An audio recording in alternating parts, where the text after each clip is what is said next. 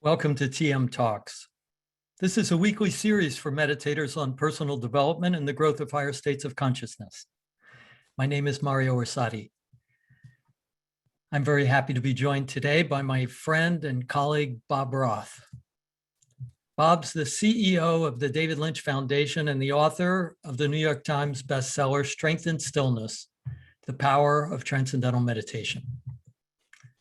Bob and I are going to be listening with you to excerpts from a talk about the goal of meditation by TM's founder, Maharishi Mahesh Yogi.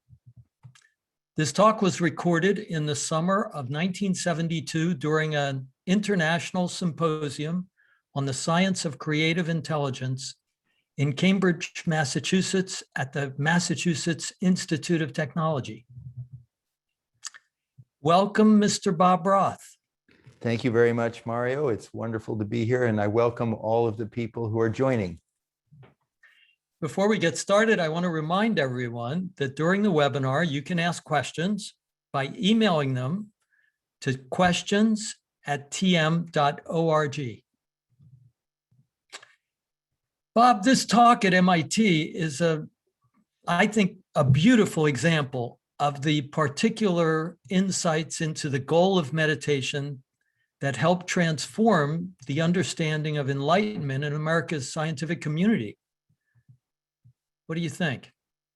Absolutely. Well. The comments that Maharishi used to talk about the neuroscience of enlightenment, in neuroscience of higher states of consciousness, and the mechanics of how to get there, that it was not just a mental construct or some imagination, but it was an actual transformation in the way our cardiovascular system functions, our digestive system functions, our respiratory system functions, nervous system functions, limbic system, everything, that you couldn't separate mind from body. And as we'll hear, it's in its simplicity is incredible profundity. I don't think many people realize that back in the 1950s and early 60s, modern medicine didn't really appreciate the relationship of mind and body. There was no relationship.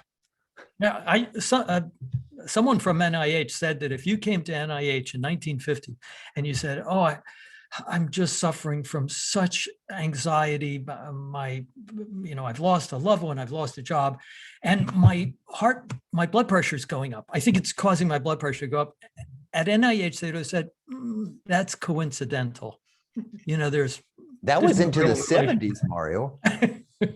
No, it was into the 70s. I remember giving talks way back when, it does date one, at a hospital, and talking about the connection of mind and body, and that stress could be a risk factor for high blood pressure, which was a risk factor for heart disease. And this one doctor said there's no evidence for that, even though it intuitively, and experientially it made sense. But we've come so far since then, and even what some of the basics that Maharishi is bringing out, and we can talk about it afterwards, very significant of, again, just talking about the transformation of the nervous system, the transformation of the body, the transformation of the brain, that is the basis of our birthright, which is to live unbounded awareness, which is to live our full creative potential.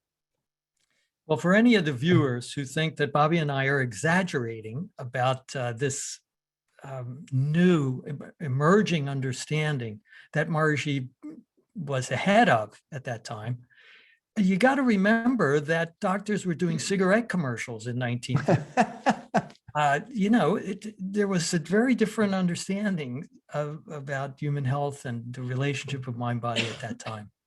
Cigarettes were supposed to be a relaxing thing to do. All right, enough of that. Bob, I wanted to play just the first couple of minutes first, because I think Maharishi does a beautiful overview of the whole talk just in the first 2 minutes. So everyone, great. This is one of my favorite talks by Maharishi, that we're going to be watching this afternoon. Yeah. Adam Pressman, thank you for bringing in that first excerpt.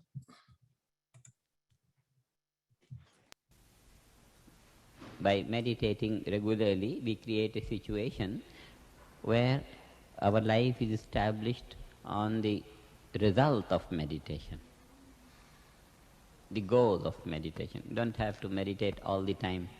All our principles are to do less and accomplish more. No? That is skill in life. Thank you. What happens is this. When we are regular in meditation, we are exposing our nervous system to regular hours of deep rest. Regular hours of deep rest. All those who sleep in time and wake in time and eat in time, act in time, rest in time, those where the life is regulated, that regularity of life, of activity and rest, regular habits, they contribute to good health. It's a general experience. So when we meditate morning and evening, apart from the physiological changes to which the body gets regulated, and in this way builds up the momentum of a very flexible nervous system where adaptability to environmental influences is maximum. It has already been found that the reaction time becomes faster. This is on the level of psychology. And with this, the basis of this is change in the metabolic rate and change in the biochemistry of the system. So these basic changes brought about by meditation produce an overall influence of stability. And that is very important to cultivate. It's wonderful, isn't it? Yeah. You know, Maharishi, just 2 years before, Robert Keith Wallace at the University of California in LA had published a paper in Science Magazine, one of the leading science magazines, about the physiology of meditation. And when I interviewed Keith on TM Talks, Dr. Wallace said, Maharishi inspired. I was a physics major, he said, in college at UCLA, and I had learned meditation, and Maharishi talked about the importance of researching the physiological effects of meditation. It was such a radical idea at the time. I remember when I was in 1970, turn this down. In 1970, I was at Humboldt State College. I was 19 years old. For a 1-month course. It was on the science of creative intelligence, precursor to the science of creative intelligence. And Maharishi said, we're going to talk about science. And I was a typical, kid. And I thought, I don't want to talk about science. I want to talk about art. I want to talk about, philosophy. I want to talk about, theory. I want to talk about all these different things and how important the whole thing has become of that scientific understanding, because it became, as I've said many, many times, there is no difference. There's no barrier between mind, body, brain, heart, emotions. It's one continuum. And when we see something that makes us happy, it affects my digestive system, my respiratory system, my limbic, everything. When I see something that's upsetting, it affects everything. So if Maharishi was to talk about a new science of consciousness, which was not to be just some sort of new age sort of, in those hippy dippy times of, or just another philosophy. I mean, there were plenty of philosophies about meditation for thousands of years. There's tons of books about meditation.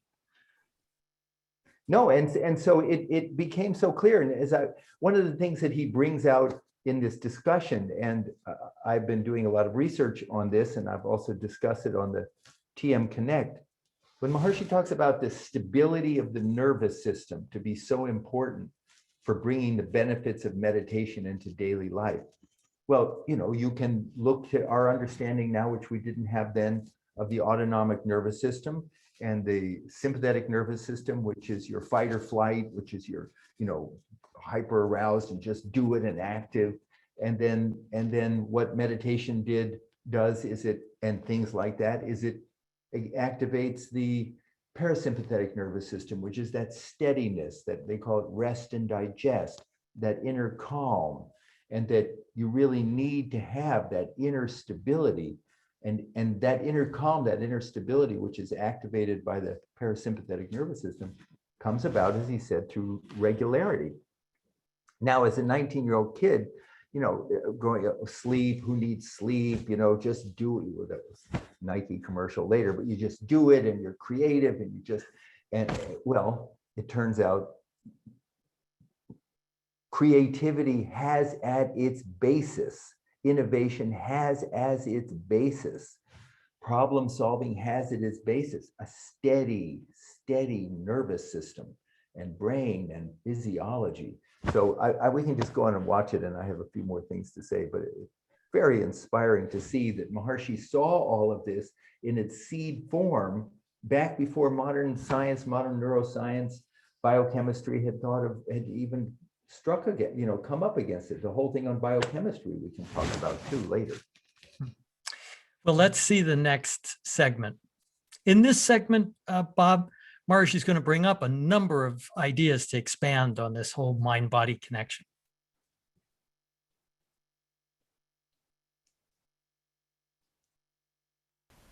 Once we have exposed the system to this desired change, and then we should use the system with that change brought about through meditation in daily life, in order that this change during meditation does not remain a change during meditation, but becomes habituated to be a condition during activity.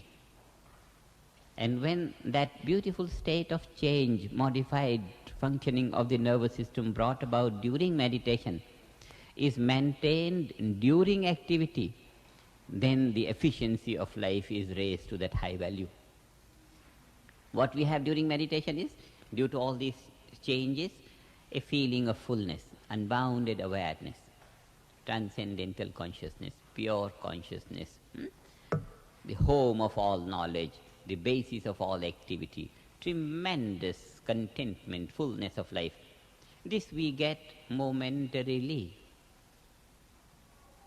And this results from all these modifications on the physiology, psychology, biochemistry, and neurology. All these changes brought about on the physical functioning of the nervous system produces that beautiful state of awareness.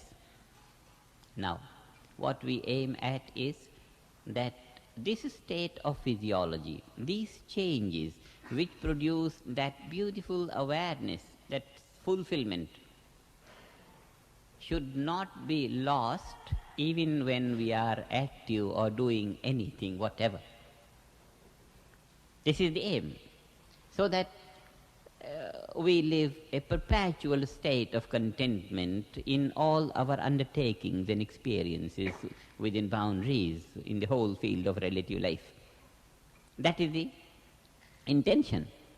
The formula for that is, we bring about these modifications in the physiology during meditation and immediately start to act, so that this changed physiology may, we hope so, may partake of that physiology which is conducive to activity.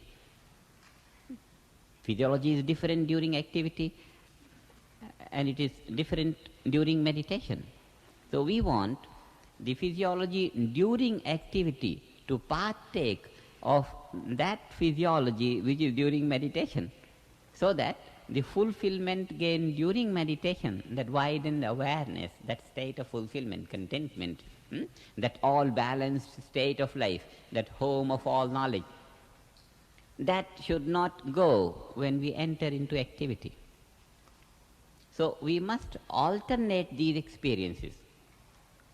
We must give our nervous system the alternation of these two different kinds of physiology.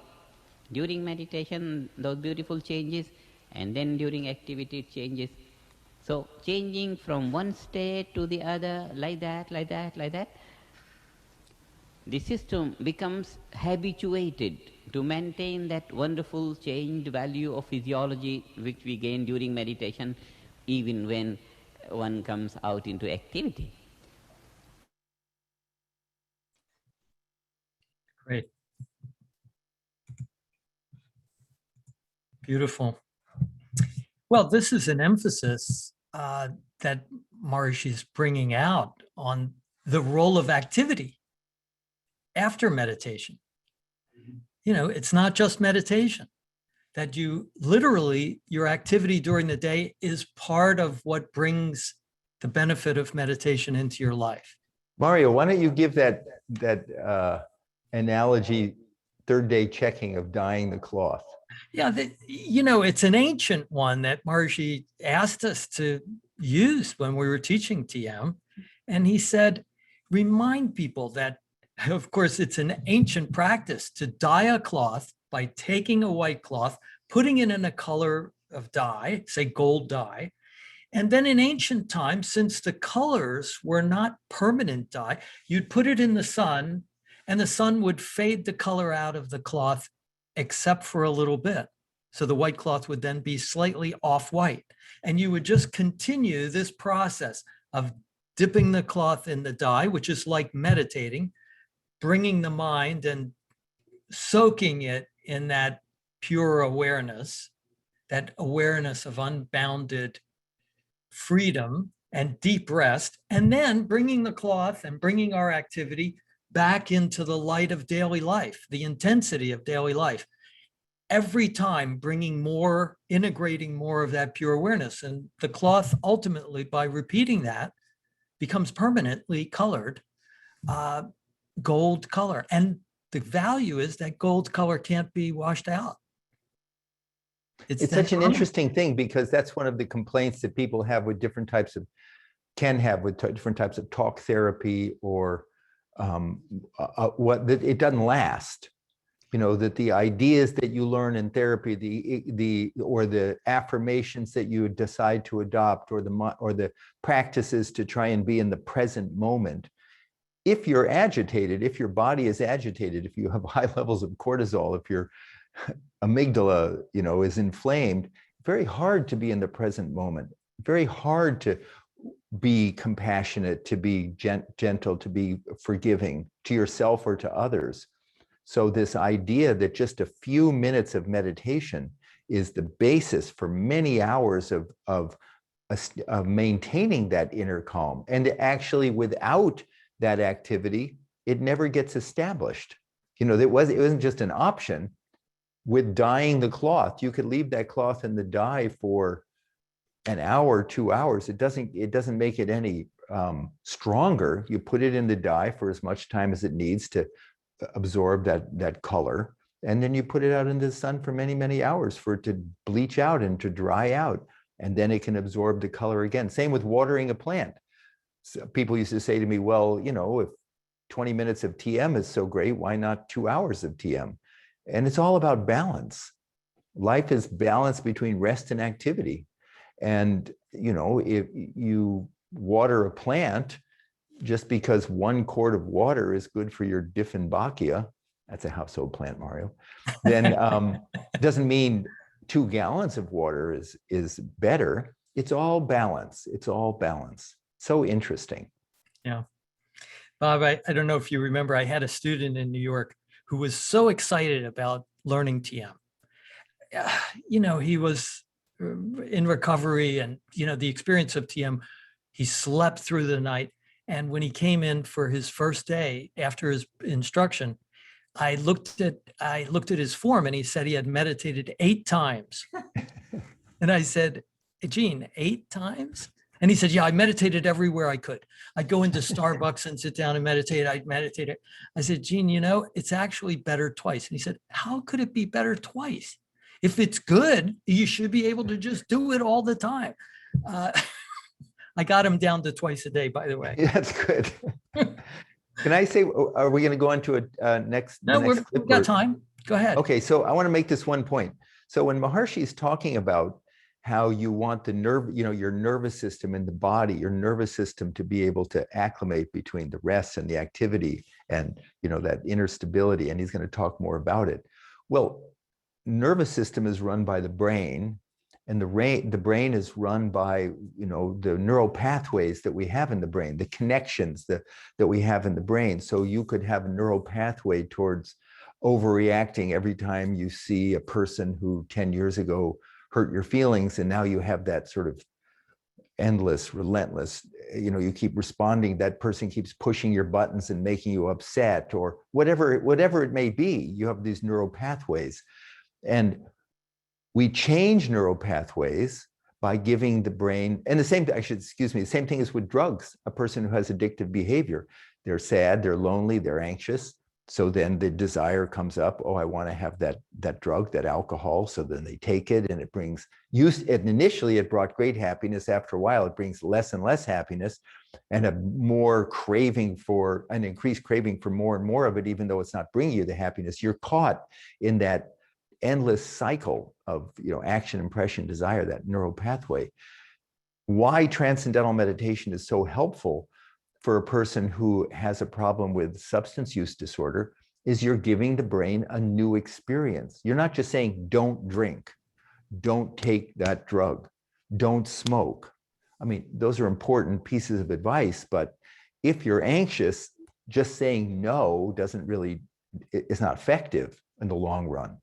So the idea of giving a person this experience of transcending, this experience of this inner calm, actually changes the connections in the brain. There's that term neuroplasticity.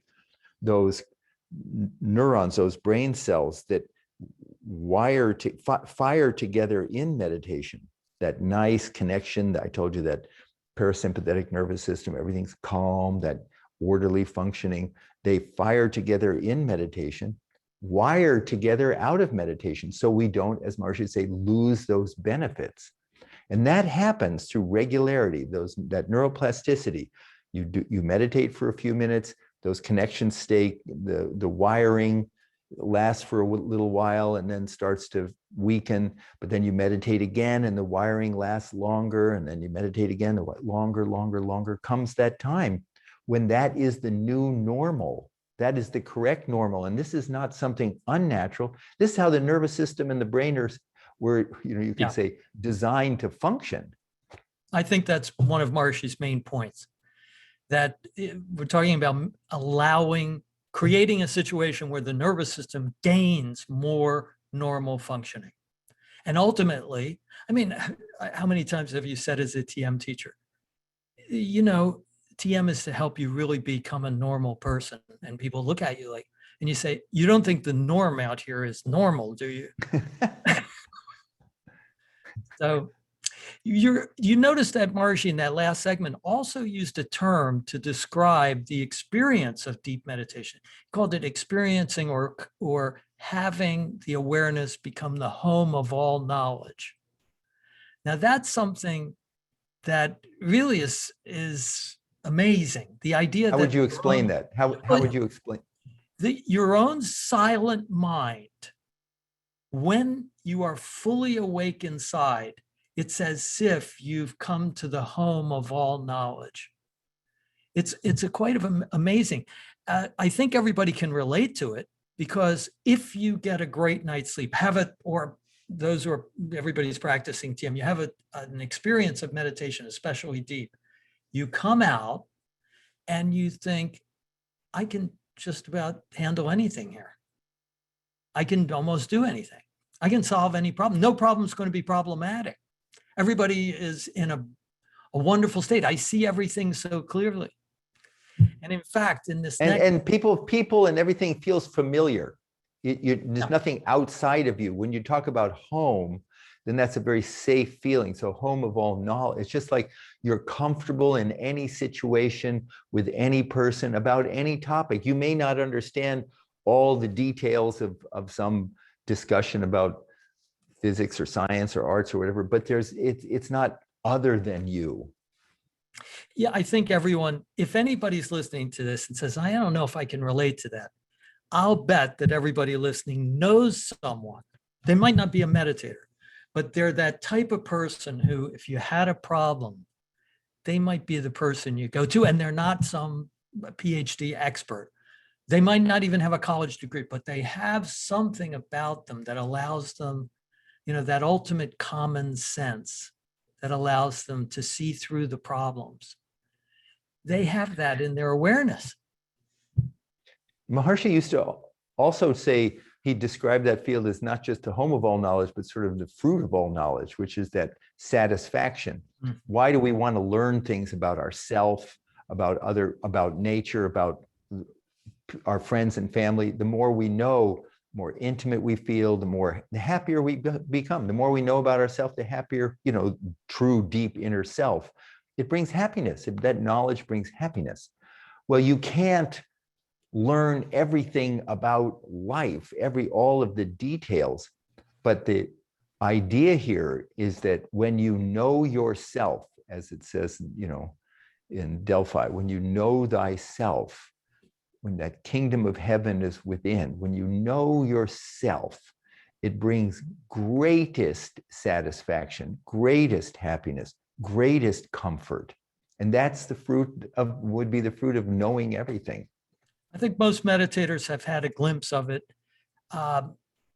some regularly and some from time to time, where you're sitting and you're suddenly beyond thought, and you feel like, I could sit here all day like this. I'm not drowsy, I'm not sleeping, but it feels somehow extremely good. I feel so. Now, I don't want people watching this to strain for that experience. No. It just Don't do that. But meditation and activity, that's Maharishi's talk here. Let's look at another section. Okay. Adam Pressman, thank you. And for this alternation of experience of meditation, action, we generally say 5 minutes in the bank and full day in the market. It's a good proportion. 15 minutes, 20 minutes, morning, evening meditation, full day activity, just this. So that the nervous system becomes used to alternation of these two conditions of physiology, like that. Just because in order to produce that state of fullness, that transcendental pure awareness, the system has to be, we use the terms, highly purified, the state of purification. And that means structurally purified and materially purified.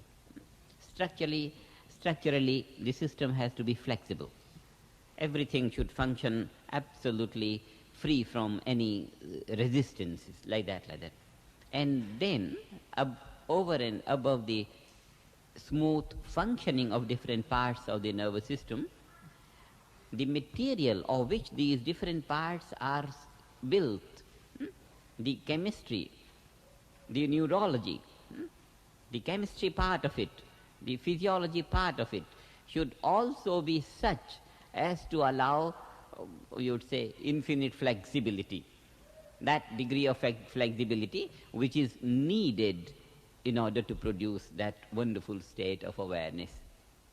So, the system as it is exposed to so much of stress and strain, due to which the chemistry of the system is not what we may call normal.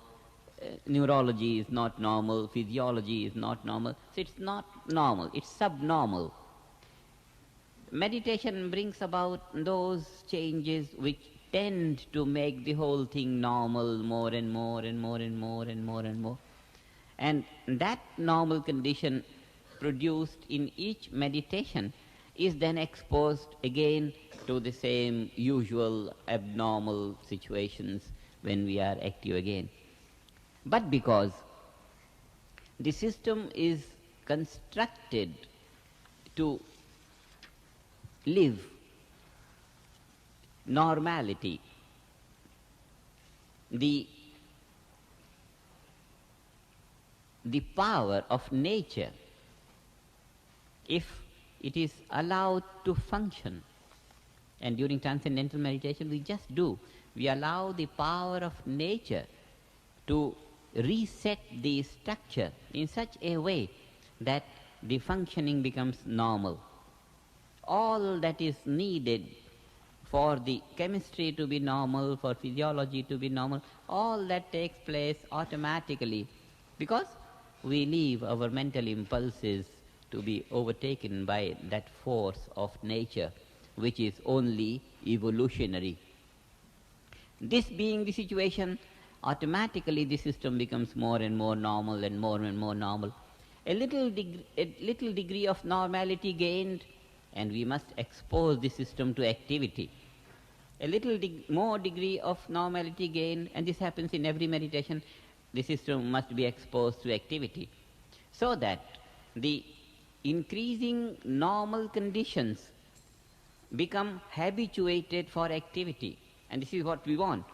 Otherwise, that normal state is gained, and if the system is not exposed to activity, then we will remain in the transcendental consciousness, out of the world, completely close to the outer perception and all that.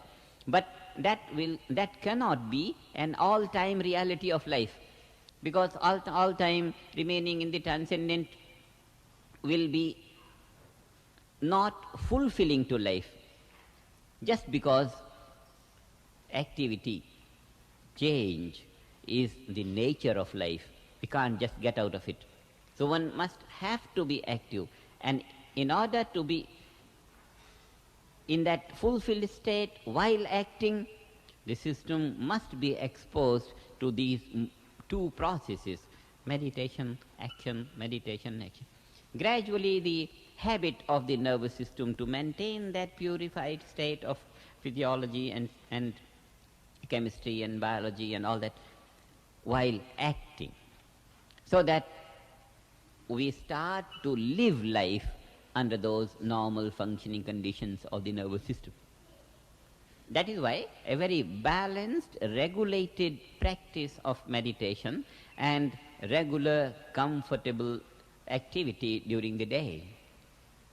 Just that. It only needs a little bit regulated life and comfortable as the environment provides, or as we can provide under the circumstances we live in.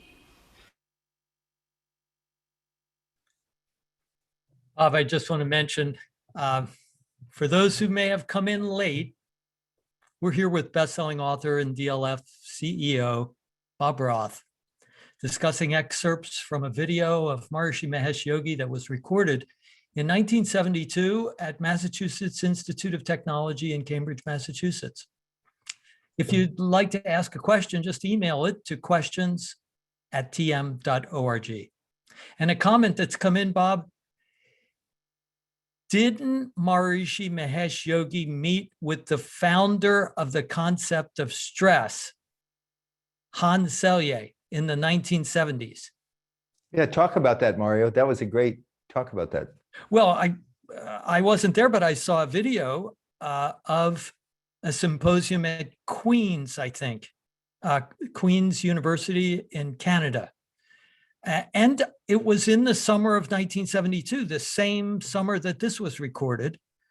And Selye gave several days of talks with Maharishi about stress, about his founding of the concept. And then he talked about an amazing talk about his book, From Dream to Discovery, where he said, I want to debunk the idea that scientific discoveries are made through the process only of logic, the Baconian method, step-by-step logic. He said, I've talked to some scientists, of course, he was a famous discoverer, but he said, I've talked to other people who have made major discoveries. Not one of them said they discovered it through that process, that there was the intuition involved. It's amazing, amazing, amazing talk. I think you and I are going to play that one of these days. Can I go back to just one comment that Yes. Maharishi? So it's such an interesting thing. So he was talking about normal functioning of the nervous system, and he was talking about the biochemistry. And you can have a biochemistry that is destructive. that is let me just turn this thing down. The cortisol levels are too high. Adrenaline is too high. It actually eats up your nervous system. It actually, you need some cortisol to get out of bed in the morning. You need some adrenaline when you have to react to an intense situation. But we're now living in an environment where we're bottling cortisol. It's just, it undermines life. It undermines life. On the other hand, he talked about biochemistry, normal functioning biochemistry, and those are those 4 hormones that so-called happiness hormones, which is dopamine, and dopamine, which is comes for reward, and serotonin, which is well-being and a mood stabilizer, and oxytocin, which is love and trust, and endorphins, which comes as sort of a natural high, balanced high. And those are produced when your nervous system is functioning normally, when it's healthy. And those hormones promote life. Too much of the other hormones, cortisol and adrenaline, destroy life. So he saw right there that, and those happy hormones come about from regular routine, getting enough sleep, eating properly, meditating twice a day, just and then he made that other point, was interesting. He says, when we do that, it allows nature to sort of display its power.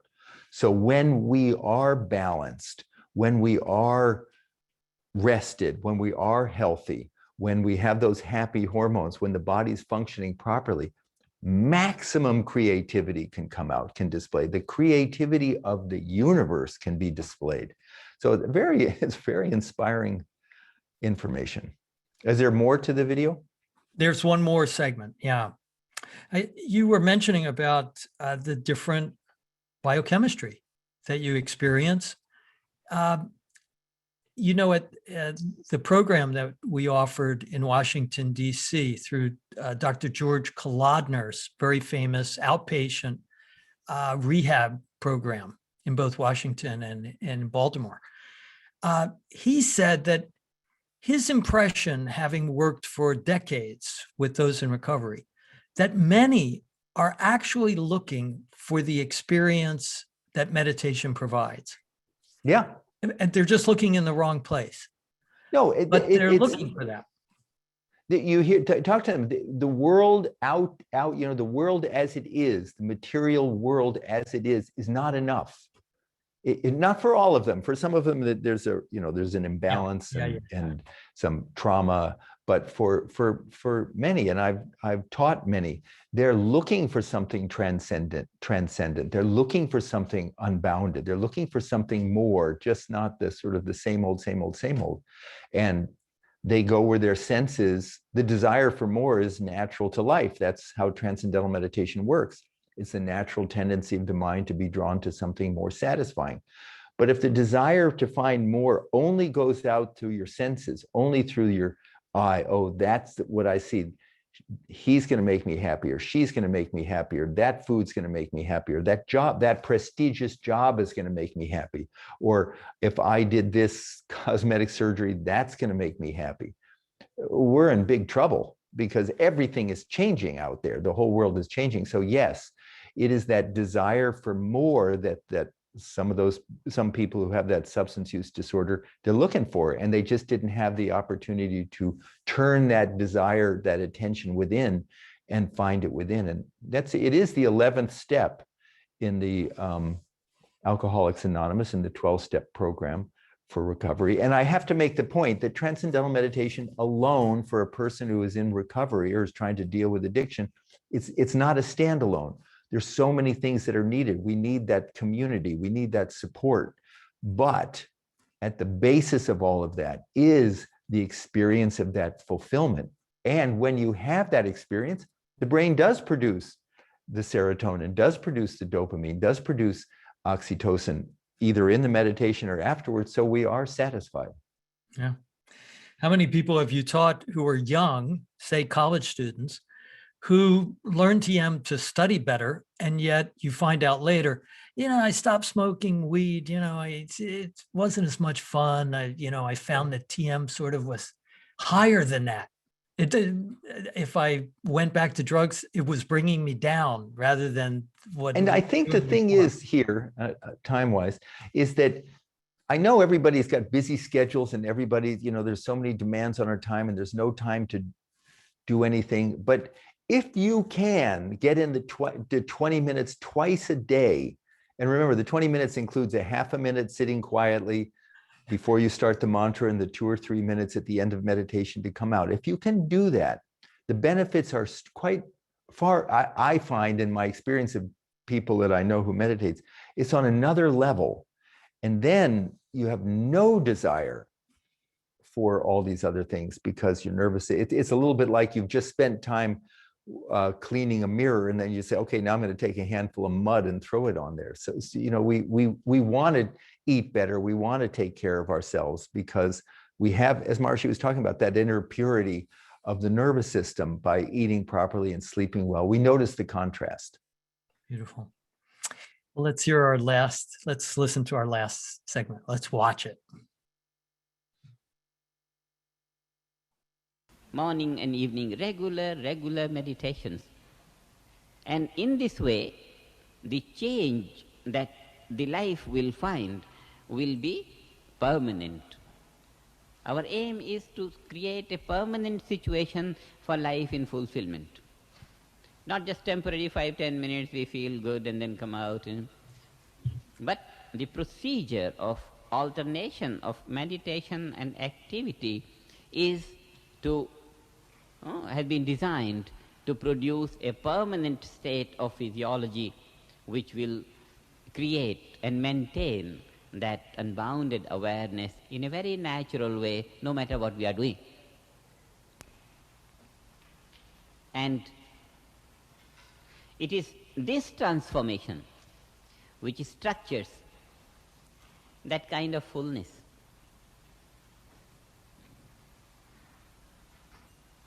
Which we illustrate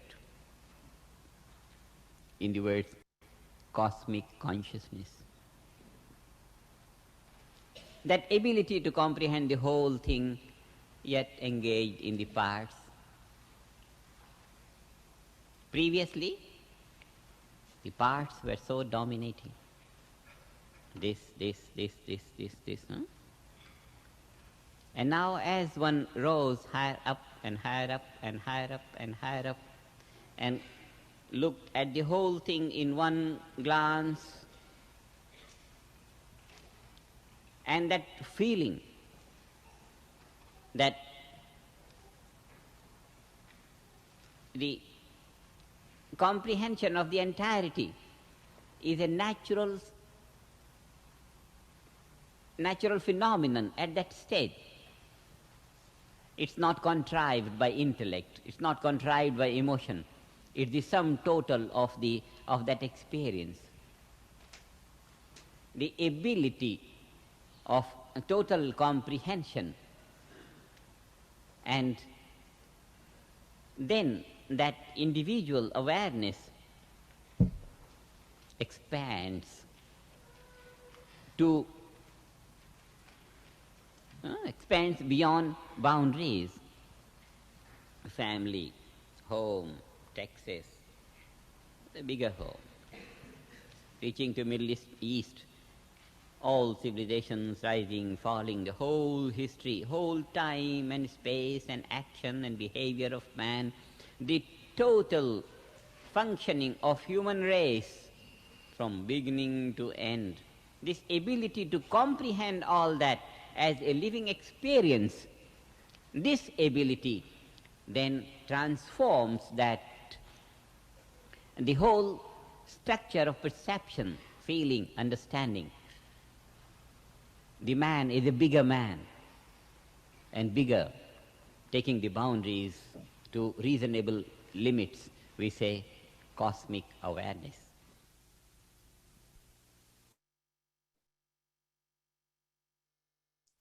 That example of rising high, I think that's an analogy Marshy used a number of times. It's as if you're in a big city like New York, you're in one of the neighborhoods of New York, and that's all you can see.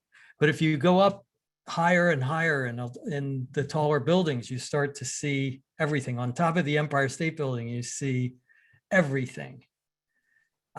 Mario, the Empire State Building's not the tallest building in New York anymore. I know it isn't. I know is it not the isn't. I didn't say it 1940s. was the tallest building, did Okay, I? I'd be too scared to go in the one that's current. Yeah. But that kind of comprehensive awareness, what meditator doesn't, I think, have the simple experience through TM that they have a better perspective on their problems, on their on their life as a whole, and on the situations they face. That after meditation, and as a result of meditating regularly, they get that perspective that's better, truer. You see life more as it should be seen. And Maharshi is really talking about the ultimate of that in cosmic consciousness. broad comprehension and the ability to focus sharp. So you don't lose the forest for the tree, you don't lose the tree for the forest. You have that big picture and the ability to focus in as long as is needed to get a job done. You don't get distracted, your awareness doesn't fragment, and you just keep that broad picture. And that's a mature mind, that's a balanced mind, that's a healthy nervous system, that's an integrated, connected brain functioning. Beautiful. All right, Bob. Thank you so much for joining us today on TM Talks. I want to say one thing. Yeah. Because I do this, I'm going to talk after for the meditation. You always announce it very nicely, but there's research that's, we're talking about the brain, and here we are in this conversation talking about cosmic consciousness and big stuff. But there's this research that's just come out on one side about how the brain and psychology stresses out the mind and the body. And so there's research on professional athletes who choke under pressure. So I'm going to talk a little bit about that new research. And it's just one end of the spectrum. And then after the meditation, I'm going to read a beautiful quote from the tennis great Billie Jean King, where she speaks about being in the zone and how everything was a flow. So again, it's just so fascinating what brain science and everything is telling us, and how TM ties into everything. Beautiful. Bob, thank you so much for being with us again, and for all you're doing to help bring TM to every area of society through the David Lynch Foundation. And thank you, Mario, too. Same. And thank you all for joining us this week for TM Talks. Coming up next, just don't go anywhere, because at the top of the hour, we'll be able to meditate together with Bob on TM Connect. Also, I'd like to thank Adam Pressman, who came in today to take care of the tech side of our webinar. And as usual, Sam and Melody Katz and the whole crew of meditators who are helping produce this TM Talks and all the other TM related online events that we enjoy each week. You can see the list of all these wonderful things, next week's events, by going to tmevents.org. If you don't already have a free subscription to Enjoy TM, it's like a beautiful monthly online magazine. It's free. It's a great way to stay up to date and to learn more about TM related research, courses, wonderful people. How about also taking a TM retreat this coming weekend? There's one Saturday on the 12th for those in the East and Midwest that the Dalbys are holding, and you can sign up for that. Or if you're on the West Coast, on Sunday, the 13th in California for those in the West. Just go to tmretreats.org to see the schedule and how to connect. It's a wonderful way to release more stress and fatigue, and advance your TM experience. You can view, by the way, all the past TM talks, if you've missed some, by going to tmtalks.org as well. All right, stay tuned for group meditation with our friend Bob Roth. Have a wonderful rest of your Sunday. Bye.